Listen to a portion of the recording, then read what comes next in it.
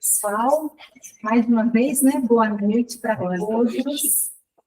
Antes de nós começarmos, eu quero falar da alegria que a gente está aqui de volta, o Centro Espírita Jerônimo Mendonça, presencial, principalmente, né? Muito gostoso esse contato, rever esse espaço, porque a gente vai entrando aqui, vai lembrando da história, até que chegássemos nessa sede, o quanto de história a gente tem para contar com o Jerônimo Mendonça. Então, uma alegria muito grande. Eu trago um abraço da Sheila para todos vocês.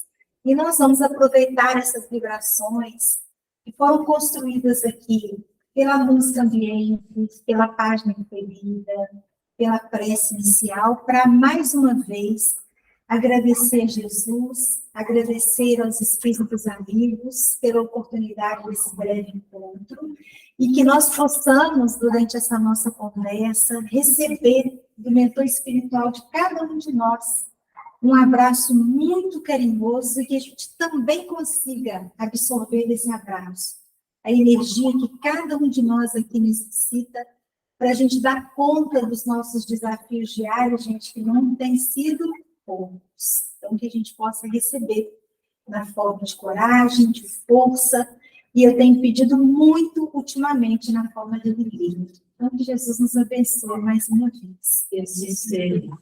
Vamos trazendo aqui para dividir com vocês algumas reflexões que partem dessa obra aqui, Paulo e Estevão, que foi uma obra psicografada por Chico, né? E ditada pelo Espírito Emmanuel. Antes de a gente falar propriamente aqui da obra Paulo e Estevão, quem aqui já teve oportunidade de ler essa narrativa? Só para a gente poder ter uma ideia. Alguém já fez uma leitura? Então, a gente tem 3 pessoas aqui, né, que conhecem a trajetória de Paulo e de Estevão. Gente, nós vamos falar dessa obra e a gente vai dar um spoiler da narrativa que Emmanuel traz a respeito de Paulo, principalmente, que é o nosso foco. Spoiler é uma palavra que vem do inglês do spoil, que significa antecipar uma informação importante a respeito de uma obra, de uma peça teatral, de uma exposição. Tem gente que gosta de spoiler, né? E tem gente que não gosta de antecipação de informação. E esse spoiler que a gente vai trazer aqui não é um spoiler qualquer. A gente vai logo contar o final da história. Então, quem não leu, a gente já pede desculpas. Mas quem leu, eu acho que vai concordar comigo, que saber o final da história não diminui em absolutamente nada o percurso desenvolvido por Paulo. E aí, a gente, quando vai buscar informações a respeito do texto, essa obra ela foi psicografada em 1941 e publicada pela Federação Espírita Brasileira em 1942. E nessas pesquisas, nós descobrimos que o Chico, o nosso Chico, ele apresentou-se num programa de entrevista na década de 70. Eu não estou me referindo ao famoso Pinga Fogo, mas ao programa do Silvio Santos. O Chico, ele foi convidado para participar desse programa do Silvio Santos e ali eles começaram a conversar sobre a tarefa mediúnica, sobre as obras que o Chico já tinha psicografado. E, nessa ocasião, ele começa a contar um pouco os bastidores da obra Paulo e Estevão. Então, ele vai dizer para o Silvio Santos que essa obra demorou 8 meses para ficar pronta. E que, por orientação de Emmanuel, ele conversou, Chico, com seu patrão na época, que era o Rômulo Joviano, na ocasião que o Chico trabalhava na Fazenda Modelo, e o Emmanuel pediu, então, que o Chico verificasse junto ao Rômulo Joviano se ali na Fazenda Modelo existia algum espaço que ele pudesse utilizar para ficar mais reservado, mais imerso em tudo aquilo que iria acontecer, porque para essa obra chegar até nós, o preparo foi muito grande. Foram feitos seminários na espiritualidade. Muitos personagens que estão presentes aqui no texto participaram desses encontros. Chico foi levado até a maior parte deles. E aí, então, para que realmente essa obra se tornasse real, o Chico conversa ali com o seu patrão e o patrão lhe oferece o único espaço disponível na fazenda que pudesse abrigar o Chico naquele momento de fotografia, que era um quartinho muito pequeno. Só havia ali um vasculante, uma mesinha, a cadeira, as folhinhas e os lápis para o Chico utilizar. E ele vai dizer para o Silvio Santos, nessa entrevista, que não houve uma noite sequer que ele, ao receber as informações, com essas informações para o papel, ele não tivesse chorado de emoção. Ele passou a ter uma rotina que era mais ou menos assim. Ele saía do trabalho por volta de 17h20, 17h30, uma pausa de 10, 15 minutinhos para um lanche, e em seguida ele abraçava a tarefa da fotografia. E ali ele tomava ir às 2h30 da manhã, para depois, bem cedinho mesmo, retomar as atividades profissionais. E o cuidado com esse trabalho de Paulo Estevam foi tamanho que, acompanhando esse processo de escrita do Chico, era Emmanuel, o Chico e mais um espírito que o Chico não identifica quem é, que era responsável por uma espécie de painel. Imagine, né? Era um quarto pequeno, mas o Chico viveu aquele processo de imersão e aquelas paredes físicas, elas desapareceram. Então, o painel que o Chico viu diante de si era muito grande. E não era um painel que lhe permitisse ver as imagens, como a gente vê nesses cinemas aí, 4D, 5D, 7D, 15D, não. 500D, 1000D, era como se o Chico estivesse dentro de cada cena. Então, a gente começa aqui a pensar que, de fato, não era possível ficar sem se emocionar. Porque, imagine, se nós estivéssemos ali, né, vendo aquele telão, como se nós estivéssemos dentro da paisagem, como se nós pudéssemos tocar os personagens. O que acontecia? O Chico, fico eu cá imaginando como leitora, o que ele não deve ter sentido, por exemplo, quando ele pôde ver com uma nitidez impressionante o encontro de Paulo com Jesus. Na cercania de Damasco. O que não foi para ele ver aquilo ali? Ou ver os naufrágios, os açoites, os apedrejamentos. O que ele não sentiu? Então, foi um processo de imersão profundo. Porque nós, quando lemos, gente, é muito difícil a gente não encontrar determinadas passagens que não nos emocionam. Que nos emocionam mesmo. Eu desconfio que essas que apertam o nosso coração são aquelas que mais tocam naquilo que é fragilidade nossa, e aí a gente se emociona. Então, o Chico disse que quando ele colocou o ponto final na narrativa, ele percebeu que esse espírito começou a desmontar essa espécie de painel, uma saudade muito grande que aconteceu no coração dele. Saudade dos personagens que passaram por ali, saudade de todo aquele ambiente. E, então, ele foi impelido, naturalmente, a orar, em agradecimento a Deus, por ter lhe permitido ser um instrumento, embora a imperfeição dele, de uma obra tão importante para a doutrina espírita. Segundo o próprio Chico, é a obra de maior relevância de toda a sua seara mediúnica. E aí, então, quando ele começa a observar, né, esses painéis sendo desmontados, e essa vontade de orar muito grande que toma o coração, ele, naturalmente, espontaneamente, ele se ajoelha, não que a gente precise se ajoelhar para orar, mas foi um ato de profunda humildade do Chico, e quando ele faz isso, ele sente, debaixo dos joelhos, a areia grossa do deserto. Estava cheio de areia. Então, eu não imaginar o que não foi para ele de fato, né? E o primeiro autor da obra Paulo Estevam foi o patrão do Chico, foi o Rômulo Joviano. E quando ele terminou de ler os manuscritos, diz o nosso Chico, que ele me devolveu o texto e disse assim: Chico, eu estou diante de um manual do verdadeiro trabalhador cristão. Eu achei muito interessante, porque ele poderia ter dito assim, do manual do verdadeiro trabalhador espírita, mas ele disse cristão, porque essa obra, gente, ela ultrapassa qualquer limite colocado por escolas religiosas. Qualquer. Então, nós vamos encontrar aqui, nesse momento, Paulo, já preso em Roma. Ele havia sido preso na noite anterior, junto com um casal de amigos cristãos. Esse casal foi levado para uma cela, junto com outros cristãos, porque os círculos romanos estavam sendo reinaugurados, e eles seriam jogados às feras.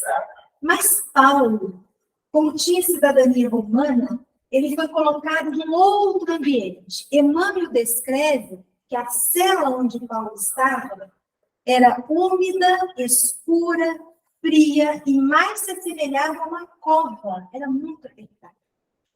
E Paulo fica ali, perde completamente a noção das horas. Ele só escutava um ou outro vozerio mais agitado, mas ele já não sabia mais se era dia ainda, se já era noite, se era madrugada. Então, ele começa um processo que era muito comum na vida de Paulo, a rememorar tudo aquilo que havia acontecido até aquele instante, desde o momento em que ele se encontrou com Jesus até aquela cena da prisão.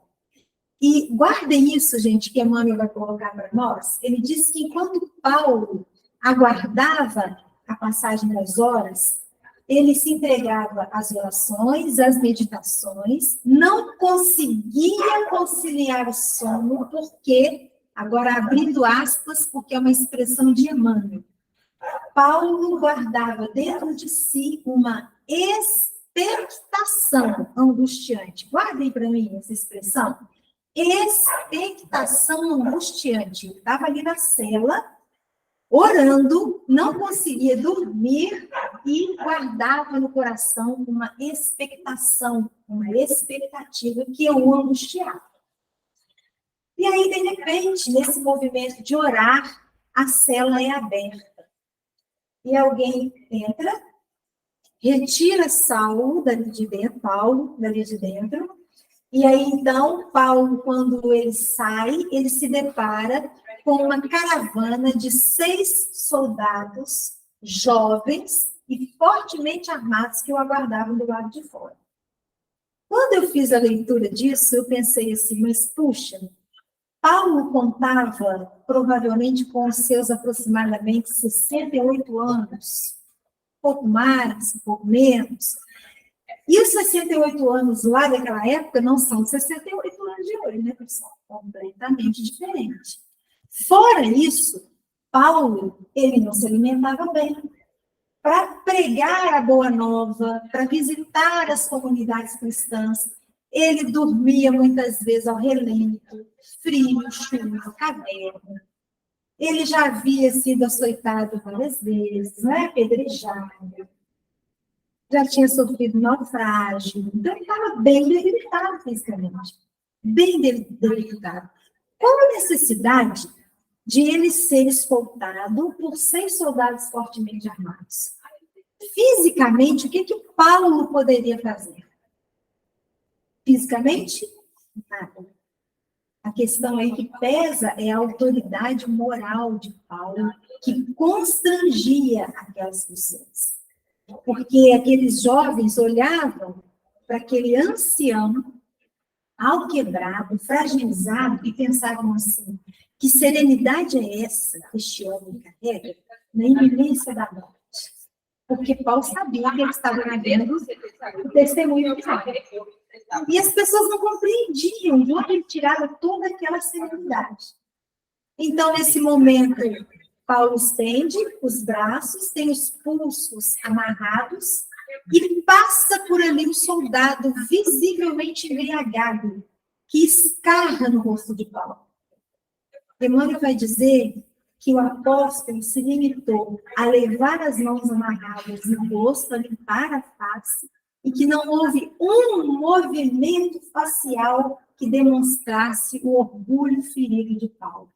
Porque, na verdade, naquele instante, vem um flash no pensamento. ver, ele se lembrou de quantas vezes ele havia agredido os cristãos antes do seu processo de conversão, e ele, se sentindo indignado, perguntava para ele mesmo: que coragem ou covardia é essa que esses cristãos têm, que, ao serem ofendidos, não revidam, não refutam? Naquele momento, ele entendeu. E então é colocado numa espécie de carruagem, quase amanhecendo já. Os cavalos partem com desabalada carreira rumo aos cemitérios enfileirados da Via Ápia, onde a execução aconteceria. E aí, quando eles chegam ao local, o comandante daquela caravana, querendo colocar fim àquela situação, já retira Paulo dessa espécie de carruagem, e aí vai virar-se para Paulo de Tarso e fazer a leitura da sentença, enquanto os outros jovens aguardavam o desfecho da situação. Vou pedir licença a vocês, porque a sentença é curtíssima, para fazer a leitura aqui, e vou fazer um convite, se a gente conseguir se imaginar no lugar de Paulo, ouvindo o que ele vai ouvir. Como é que a gente ficaria? Porque ele vai tomar aqui ciência. Primeiro, ele vai confirmar uma situação e tomar ciência de outra. Então, o comandante daquela caravana vai dizer assim: o prefeito dos pretorianos, se referindo a Tigelino, um homem extremamente cruel, o prefeito dos pretorianos, por sentença de César, ordenou que fosse sacrificado no dia imediato da morte dos cristãos, votados às comemorações do Círio, realizadas ontem. Deveis saber, portanto, Paulo de Tarso, que estáis vivendo os últimos minutos. Gente, quando ele ouve isso, ele colhe primeiro a informação de que os companheiros já estavam retornando, né? Já tinham retornado à pátria espiritual, o que é doloroso pela forma como foi. E ele recebe a confirmação de que agora estava realmente a poucos instantes, né, da sentença. Paulo foi decapitado. E aí, nesse momento, quando o chefe daquela caravana faz a leitura da sentença, Paulo lança um olhar de profundo amor àquele que seria o seu algoz, e olha a fala de Paulo para esse soldado. Paulo vai dizer assim: ciente da tarefa criminosa que vos incumbe desempenhar, como para vocês lerem aqui, eu aqui na frente, está dando para ler? Posso ficar aqui? Os discípulos de Jesus não temem os algozes que só lhes podem aniquilar o corpo. Não julgues que vossa espada possa eliminar minha vida, de vez que, vivendo estes fugazes minutos em corpo carnal, isso significa que vou penetrar sem mais demora os tabernáculos da vida eterna com meu Senhor Jesus Cristo, o mesmo que vos tomará contas, tanto quanto Anelo e Tigelino.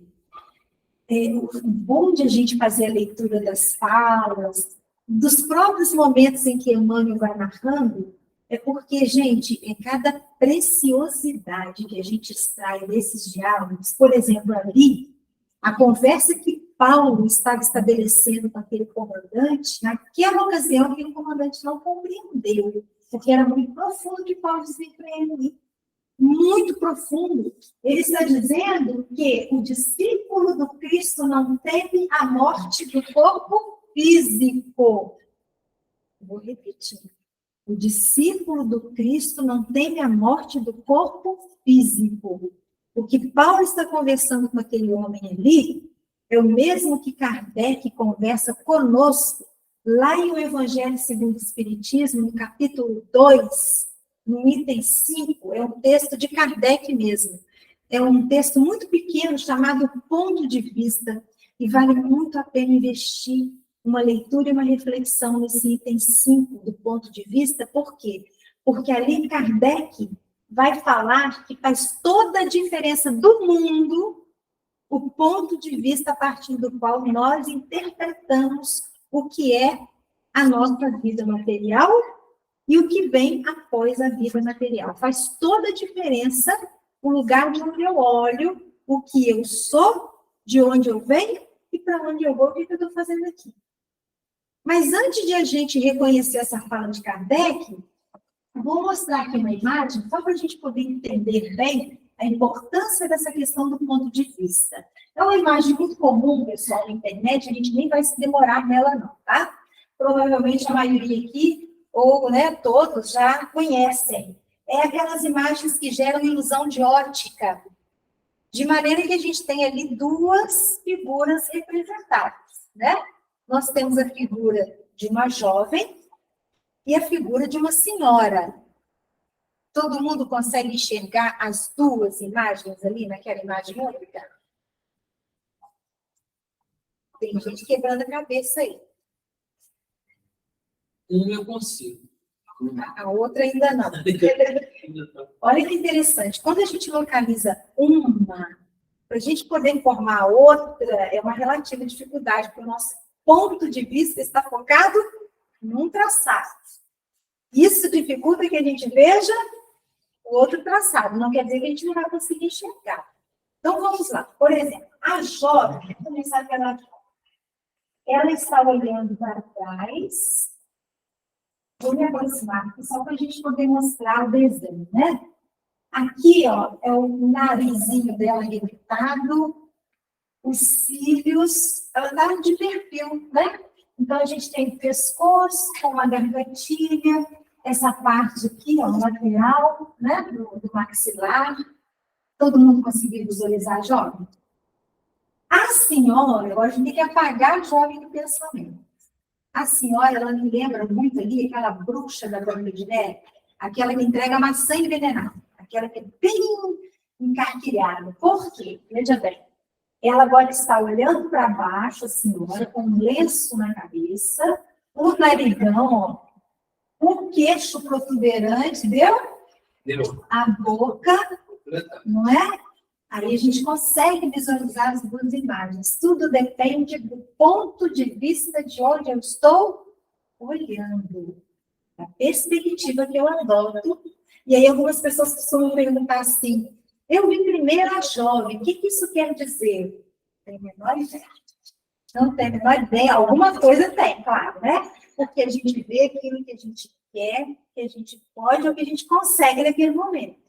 É algo que a gente projeta na imagem, né? Por alguma razão. Bom, e exatamente essa duplicidade do olhar que Kardec traz para nós lá nesse capítulo que nós estamos aqui, que é o capítulo 2, o item 5. Ele vai dizer que existem aqui na Terra dois grupos de espíritos. Num desses dois nós estamos, com certeza.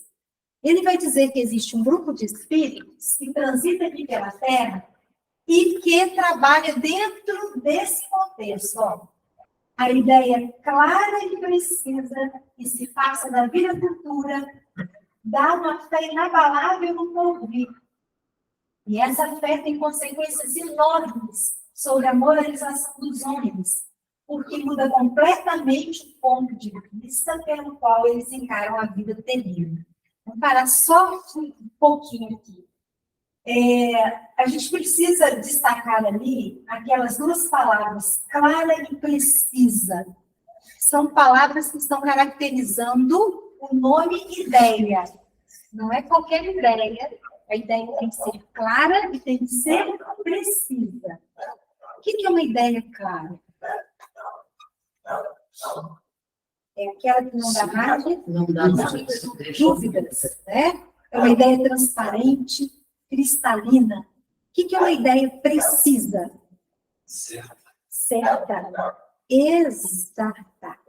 Dá para perceber que nós estamos dentro de um texto de O Evangelho segundo o Espiritismo, mas quando Kardec coloca aquelas duas características para ideia, ele está usando o rigor científico?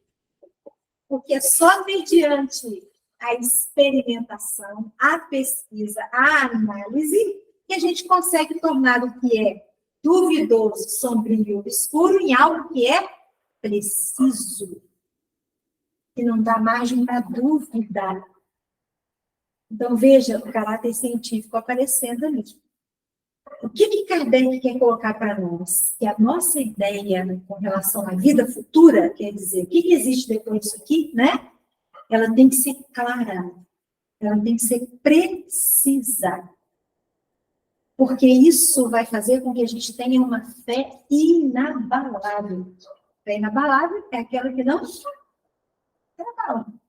É a fé raciocinada, não é? Que a doutrina coloca para nós.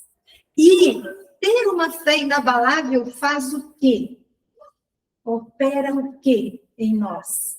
Uma transformação moral. Olha que isso aqui é um problemão para nós, eu não sei para vocês, mas eu acho que também. Quando a gente reencarna, até para nós espíritas, viu, pessoal? Quando a gente reencarna, a gente já começa a viver um conflito bem grande. Por quê?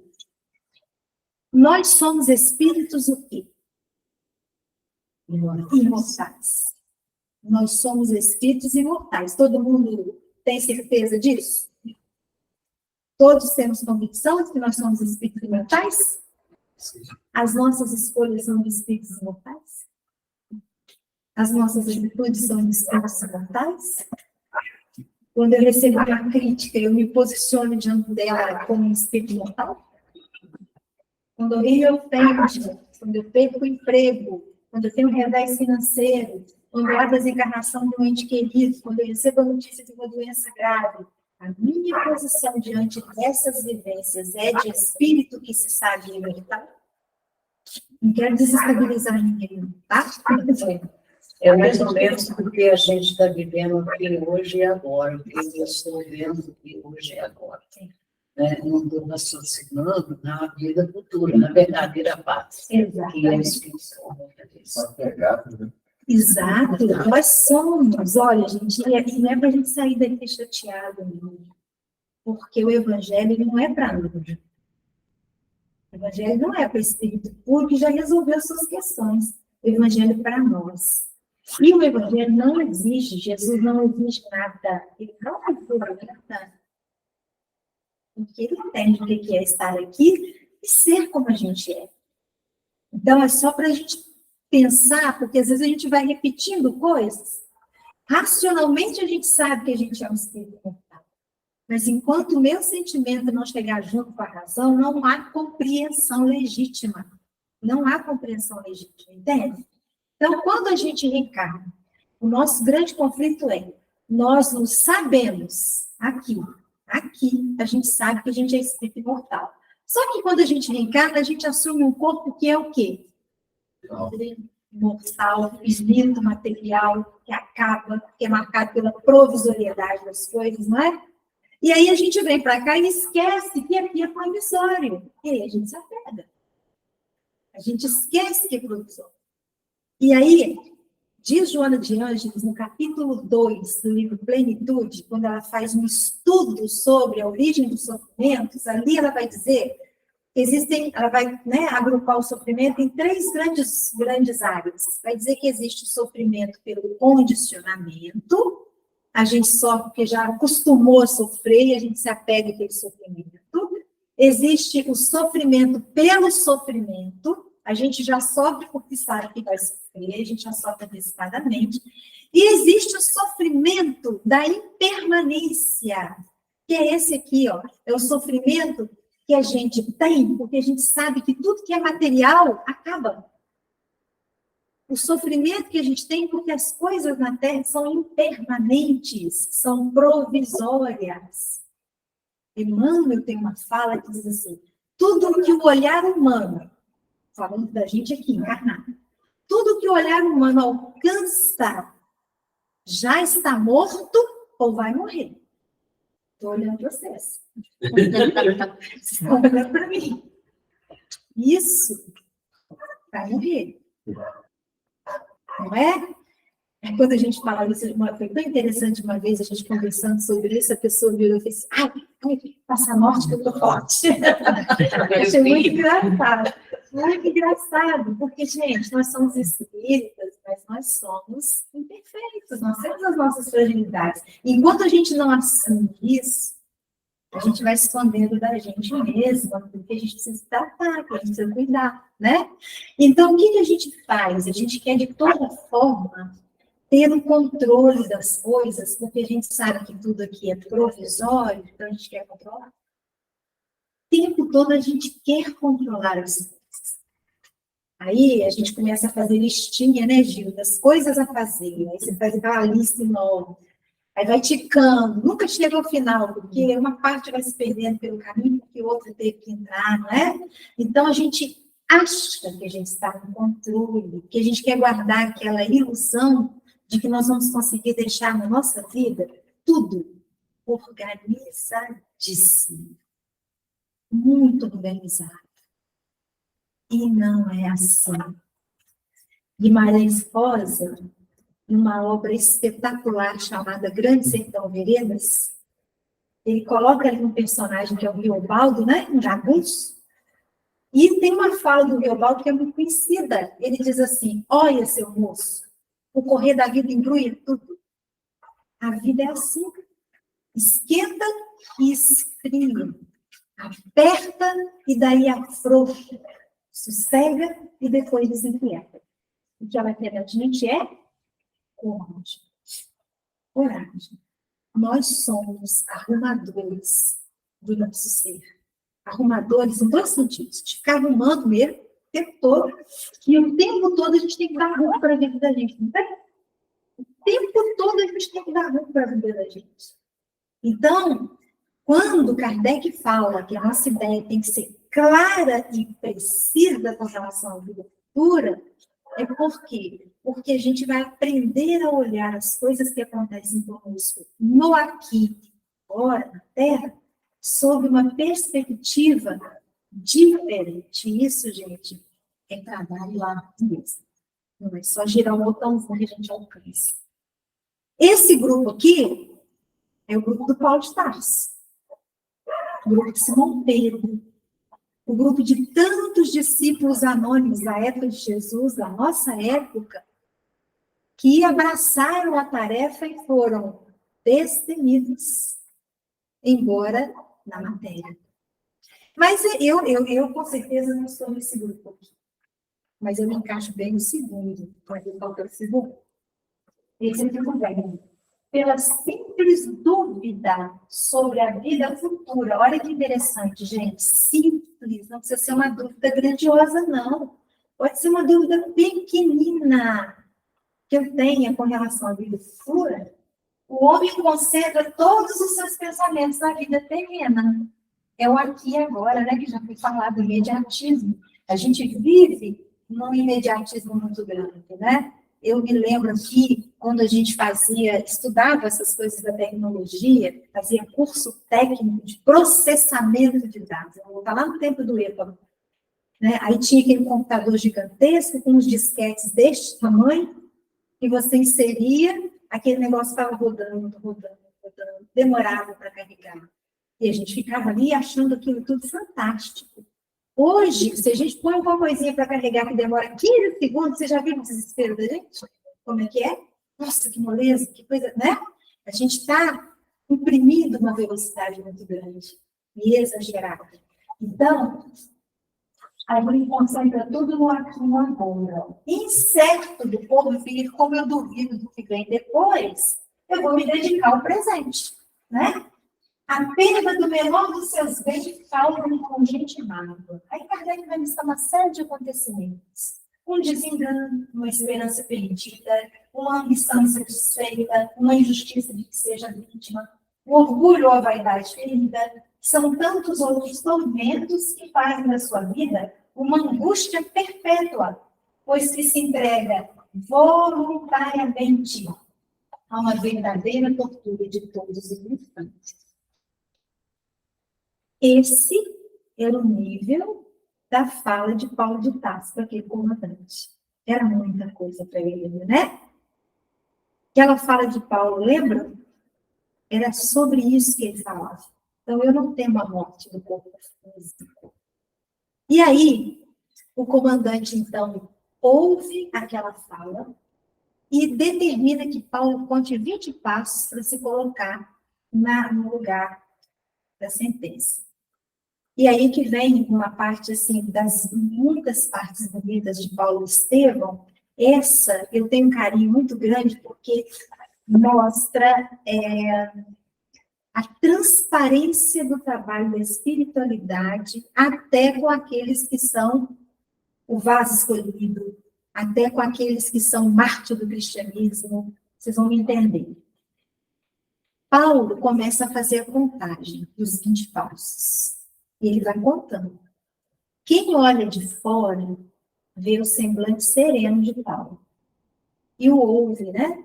Ou pelo menos decodifica que ele esteja lhe contando os 20 passos. Mas Emmanuel, ele nos coloca como leitor na intimidade de Paulo. A gente vai tomar conhecimento do que vai lá no interior dele. Lembram quando a gente disse para vocês que ele estava lá na cela e Emmanuel falou que ele não conseguia conciliar o sono e guardava no coração uma expectação angustiante. Agora a gente entende por quê. Enquanto ele contava 20 passos, a gente vai acompanhar na intimidade que ele se entregava em fervorosas súplicas a Jesus, porque ele receava, a palavra é essa, não temia, ele receava a sensação física da decapitação. Então, ele ia pedindo a Jesus força para ele não fraquejar naquele momento, porque ele passaria pela sensação daquela sentença que ele seria aplicada. É interessante que a gente pensa assim, mas é Paulo, né? Então, a espiritualidade não vai nem deixar de sentir nada. Vai colocar em uma anestesia, a espada vai descer, tudo certo. É claro que Paulo sendo decapitado, essa vivência é diferente de uma outra pessoa que não tinha a evolução que Paulo conquistou. É óbvio que a espiritualidade ajudaria, não para beneficiá-lo, mas é uma conquista dele no processo da desencarnação. Né? A maturidade espiritual dele. Mas ele não deixaria de, pelo menos, vivenciar as primeiras sensações, porque senão aquilo seria uma representação, concorda? Seria um teatro. E aí não seria verdadeiro. Cadê o testemunho final? Não teria. Né? Então, ele foi se entregando em oração e pedindo essa força. Ele, então, se ajoelha, espalma as mãos sobre as pernas, e nesse momento, ele olha para o algoz, e o algoz diz para ele assim, lamento muito, Paulo de Tarso, ter sido eu o escolhido para essa empreitada, mas eu lamento muito mais por vós. Quer dizer, eu lamento que eu tenho que fazer o que eu vou fazer, mas quem está na pior situação que não sou eu, é você. Foi isso que ele disse para Paulo. E aí Paulo vai colocar para ele, não sou digno de lástima. Tende antes compaixão de vós mesmo, enquanto morro. Olha aí a vida futura, gente, a ideia de vida futura é clara e precisa. Cumprindo deveres sagrados em função de vida eterna. Enquanto que vós ainda não podeis fugir às obrigações grosseiras da vida transitória. Já é que vós sim, eu partilhei do Senhor da paz e da verdade que dá a vida ao mundo, ao passo que vós, terminada a vossa tarefa de sangue, tereis de voltar à região da convivência dos andantes de crimes tenebrosos da nossa época. Olha a segurança de Paulo. Eu vou encontrar Jesus. Você vai voltar para Nero e Tigelino. Quem é digno de lástima? Porque a gente já disse que Tigelino era muito cruel. E ele tinha uma ascendência muito grande sobre Nero, que nós conhecemos da história, todas as excentricidades, os desequilíbrios. Ele ia voltar para esses dois. E aí, então, Paulo abaixa a cabeça, mas não sem antes notar que quando aquele chefe sacou a espada lhe tremia nas mãos. E Paulo vira-se para ele e diz assim, cumpri vossa tarefa até o fim. Ainda dá força, né, para que ele possa fazer o que ele tinha que fazer. E a espada desce dissecando a garganta de Paulo, o corpo tomba, o sangue jorra aos borbotões, e aquela caravana parte sem olhar para trás, porque queria se afastar daquela cena trágica, e Paulo fica ali, e daí a poucos instantes, ele sente que mãos carinhosas como que o retiravam daquele lugar. Naquele instante, Paulo imaginou tratar-se de um grupo de companheiros cristãos que, sabendo do local da sentença, aguardavam na espreita para conferirem uma morte digna, mas, na verdade, já eram os benfeitores espirituais. E Paulo se imagina estar sendo levado para aquilo que lhe parecera ser a sombra de uma árvore. Por que ele imagina? Por que ele não tinha certeza? Vocês se lembram que quando ele se encontrou com Jesus, ele perdeu temporariamente a visão? Ele agora, ele estava cego novamente. Ele não enxergava. Ele não conseguia ver onde é que ele estava, nem que ele estava ali. Por isso, ele imaginou que estivesse sendo colocada debaixo da sombra de uma árvore. E ele estava confuso, tentando entender o que acontecia. As sensações das dores iam atenuando, atenuando, quando ele ouve passos que vinham em sua direção. E aí, automaticamente, ele pergunta, quem vem lá? E aí ele escuta a resposta. Irmão Paulo. Quando ele ouve irmão Paulo, o coração dispara, porque ele reconhece a voz de Ananias. Quem se recorda da história, Ananias era aquele a quem Paulo procurava em Damasco para prender. E Ananias foi quem Paulo aguardou lá na hospedaria de Judas, a partir da orientação de Jesus, para que ele pudesse ter a visão restituída e que pudesse ouvir de Ananias as primeiras coordenadas. Não é isso? Então, quando ele reconhece o amigo Ananias, ele vai tateando e consegue enlaçar aquele irmão querido, um abraço, e chora convulsivamente. E Ananias vira-se para ele e diz assim, sim, Paulo, sou eu. De outra feita, o mestre me concedeu a imprudência de resgatar-te a visão do corpo físico, para que pudesses ver de perto todas as dificuldades que passam discípulo de Cristo. E hoje, o mestre me concedeu a alegria de restituir-te a visão e receber-te na vida eterna. Vê novamente, Paulo de Tarso, já cumpriste a tua tarefa.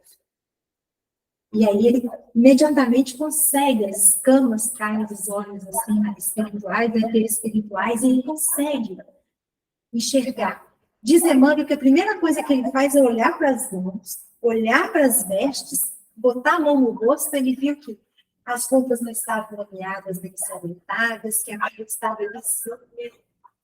E aí, então, nesse momento, nós estamos aqui encurtando o fechamento, vale a pena acompanhar a narrativa de Emmanuel. Nesse momento, o céu se rasga numa luminosidade muito intensa. E Paulo vê 3 vultos se aproximando dele. Palavras de Emmanuel. Do lado direito da figura central, Estevão. Estevão foi o primeiro mártir do cristianismo. Estevão foi aquele a quem Paulo condenou à morte, né? Por apedrejamento. Estevão foi o pilar de Paulo de Tarso no seu processo de divulgação do Evangelho. Ele foi o tutor espiritual de Paulo de Tarso. Do lado esquerdo, do lado do coração, Abigail. O que era Abigail, gente? A noiva de Paulo de Tarso, né? Irmã de Estevão. Irmã de Estevão. Paulo tem uma vontade enorme de abraçar os 2 jovens, mas ele estaca quando ele reconhece a figura central. Que desencarnação, gente! Quando ele reconhece a figura central, que é Jesus. Estava ali.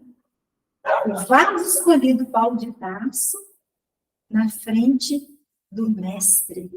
É o discípulo, o apóstolo, na frente do Cristo. E Jesus abre os braços olha Paulo de Tarso, lendo a história dele todinha até aquele ponto, e diz assim: vem, Paulo, vem para os meus braços, vem ser feliz. E a caravana parte. Eu não tenho condições nenhuma de fazer um filme sobre a vida de Paulo e Estevão, mas se eu tivesse, não há uns filmes que trazem uma frase bonita no final? Quando está encerrando tudo, aí às vezes costuma ver, vir ali um dizer. Eu tenho um dizer que eu colocaria se eu pudesse fazer um filme de Estevão, que é exatamente a última carta que Paulo escreveu ao jovem Timóteo, quando ele coloca para Timóteo assim: combati o bom combate, acabei a carreira, guardei a fé. Combati o bom combate. É tão bonito quando Paulo fala isso. Emmanuel ditou através do Chico uma página. Essa página a gente encontra na internet com facilidade, se chama O Combate, O Bom Combate, mas ela foi publicada em 1963 na revista Reformador, de 1963. E ali Emmanuel vai buscar essa reflexão de Paulo e vai dizer que se Paulo disse que combateu o bom combate, é porque existem dois tipos de combate. O bom combate, que é o que Paulo desenvolveu, e aí é que eu acho muito interessante. A expectativa é de que Emmanuel fale do mau combate, não é isso? Mas não. Emmanuel vai dizer que existe o bom combate e simplesmente o combate. Ele não chama esse combate de mau combate. E ele vai colocar ali que nós estamos combatendo o bom combate quando a gente não deposita na conta do outro a responsabilidade do trabalho íntimo que a gente tem que fazer com a gente. E que nós estamos só combatendo quando a gente põe responsabilidade no outro de tudo aquilo que nos acontece, tentando nos eximir das nossas responsabilidades. A página é muito bonita, vale a leitura. E a gente encerra, pessoal, aqui, né? Dentro dessa linha do bom combate, a gente volta lá em Paulo e Estevão, tirando aquele encontro de Paulo com Jesus, que aquele ali é único, é singular, extraordinário. O segundo momento, para mim agora, né? Cada um tem o seu recorte, eu vou dividir com vocês o meu recorte. O segundo momento que mexe muito comigo na narrativa de Paulo e Estevão é esse que eu divido rapidíssimo com vocês aqui para a gente fechar. É o momento em que Paulo já havia voltado do deserto, porque ele ficou 3 anos ali no deserto, né? E ele foi procurar Simão Pedro. Simão Pedro recebeu carinhosamente, mas disse para ele assim: Paulo, ainda não é o seu momento junto dos cristãos. Porque os cristãos olhavam para ele com desconfiança. Imaginavam que era uma armadilha, que ele estava representando para poder, né, desestabilizar todo aquele movimento. Então, olha, Paulo ele ouve Simão Pedro dizendo, né, que não era o momento de ele estar ali ainda, que ele precisava se preparar um pouco mais. E aí ele se sentia, olha a palavra que Emmanuel utiliza, sozinho, não abandonado, sozinho. Quando as coisas não dão certo na vida da gente, e que a gente está com o coração apertado, geralmente, para onde é que a gente volta? Quando eu fui para o mundo e não deu certo, para onde é que geralmente a gente volta? Para si mesmo. Para ver o que eu quero fazer, né? E fisicamente falando, a gente volta para casa. Se a gente tem o pai e a mãe ainda aqui, é com o pai e com a mãe que a gente volta. Se a gente puder. Então, foi o que Paulo fez. As coisas não estavam boas, ele pensou, para casa dos meus pais. Vou procurar meu pai e minha mãe. E ele foi para Tarso. Quando ele chega ali, ele percebe que ele descobre que os irmãos se mudaram de cidade, profundamente envergonhados. Para conversar. A mãe morreu de desgosto e o pai vira as costas para a porta de trás. Ele sai da casa paterna, já era tardezinha, quase noite. ele vai andando com o coração tão apertado, tão bonito. Ele vai caminhando em direção a Tauro, que é uma região próxima a Tarso, onde havia muitas cavernas, muitas pedras. E quando ele chega naquela extremidade de Tauro, Tarso, na fronteira, ele tira a túnica, enrola a túnica como se fosse um travesseiro, coloca a túnica entre as pedras, deita e chora, feito criança. Chora muito. Eu contei, porque naquele momento, não tem uma música do Djavan que fala assim, um dia triste, toda a fragilidade incide? Não tem? Quando a gente está triste, geralmente o que a gente faz? Começa a recapitular todas as tristezas que nós tivemos, e se isso não for suficiente, a gente bota uma música ainda para ajudar. Não é assim?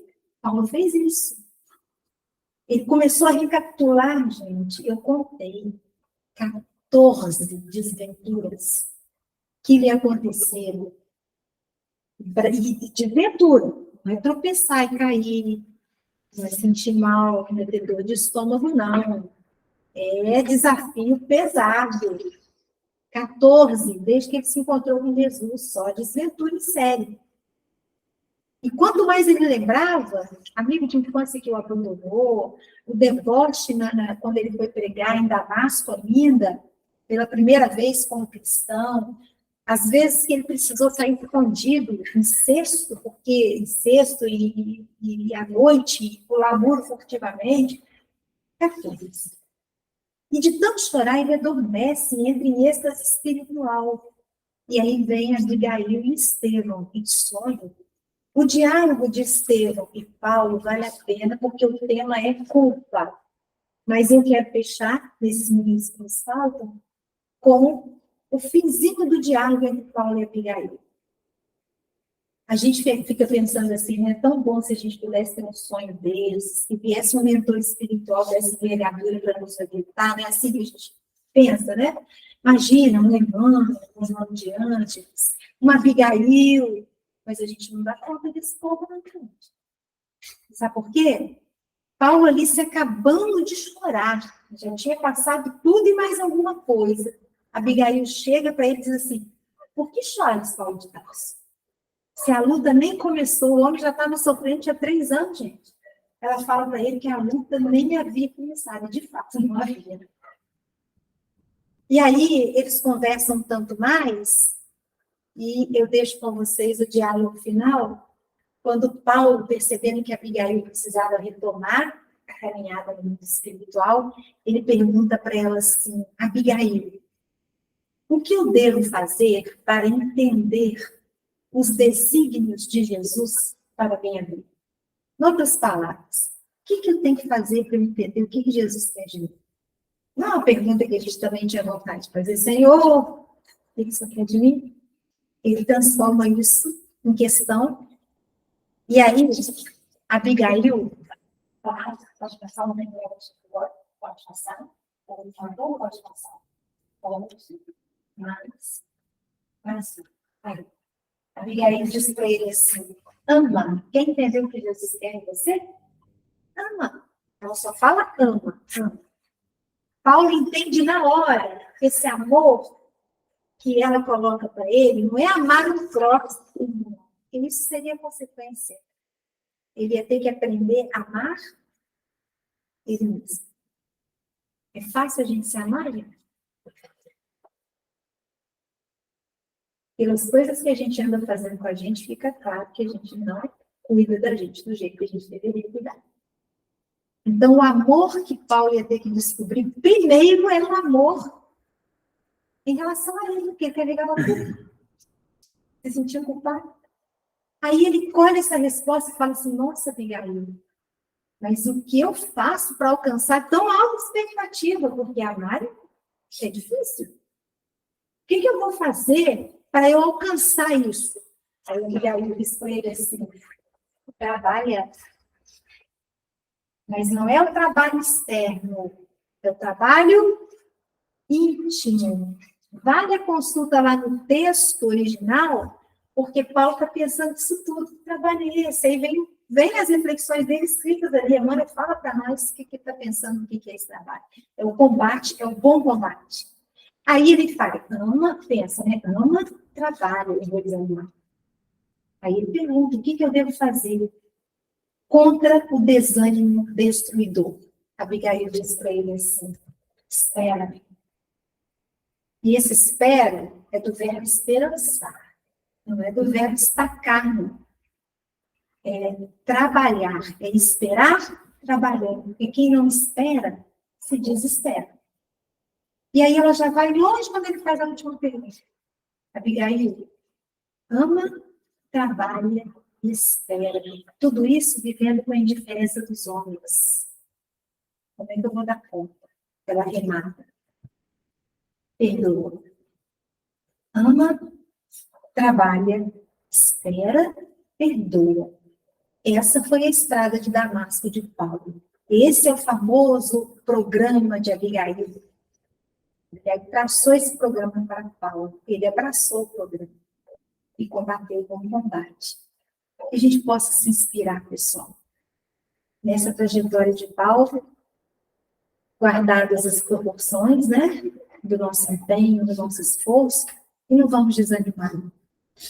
Emmanuel diz, seja qual for a perturbação reinante, acalma-te e espera, fazendo o melhor que possas. O tempo é o explicador silencioso de todas as coisas. A resposta que procura e ainda não pode obter, aguarda. Ela virá no tempo certo. Que Jesus nos abençoe. Muito obrigada pelo carinho, por essa oportunidade, para mim é muito especial, muito abençoada. Que a nossa noite seja uma noite de verdade. Eu sou Jesus.